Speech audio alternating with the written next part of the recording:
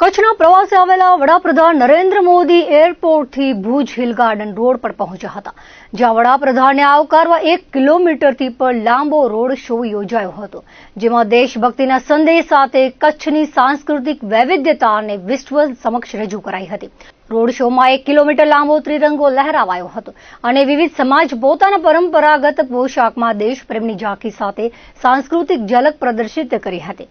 કચ્છના કાર્યક્રમના માધ્યમથી એકતાનો સંદેશ વિશ્વભરમાં પહોંચાડ્યો હતો। રોડ શોમાં કાર્યક્રમ દરમિયાન વિવિધ સમાજ, સંગઠન અને સંસ્થા કચ્છની ભાતીગળ સંસ્કૃતિ રજૂ કરીને વડાપ્રધાનને આવકાર આપ્યો હતો। 1 કિલોમીટર લાંબા રોડ શોમાં કચ્છના 10 તાલુકાઓમાંથી લોકો ઉમટ્યા હતા। ખાસ કરીને ગ્રામીણ વિસ્તારના લોકોની હાજરી નોંધનીય રહી હતી। આ સાથે જ એક જ કલરની સાડી અને સિંદૂરથી સજ્જ બહેનોએ પણ વડાપ્રધાન મોદીનું અભિવાદન ઝીલ્યું હતું। રોડ શોના રૂટ પર ઓપરેશન સિંદૂરની થીમ પર બેનર અને પેઇન્ટિંગે આકર્ષણ જમાવ્યું હતું।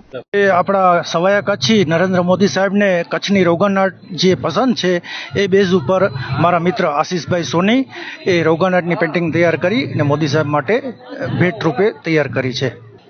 આ ગિફ્ટ છે આપણે ઓપરેશન સિંદૂર જે થયું એની સફળતાને અનુલક્ષીને છે અને એમાં સૌથી મોટો આનંદ એ છે કે આપણા પ્રિય લોકલાડીલા નેતા નરેન્દ્રભાઈ મોદી અહીં ભુજ આવી રહ્યા છે, તો બહુ જ મોટો મોકો છે। તો અમે ઓપરેશન સિંદૂરની એક રોગાનાટમાં પેઇન્ટિંગ બનાવી મોદીજીને ગિફ્ટ આપવા માટે, અને એ પેઇન્ટિંગમાં અમે બ્રહ્મોસ મિસાઇલ, સુખોઈ, શ્રી હનુમાનજી ભગવાન અને જે પહેલગામમાં જે મૃત્યુ પામ્યા હતા એના માટે સેજ એની સ્મૃતિમાં પણ અમે આ બનાવી છે।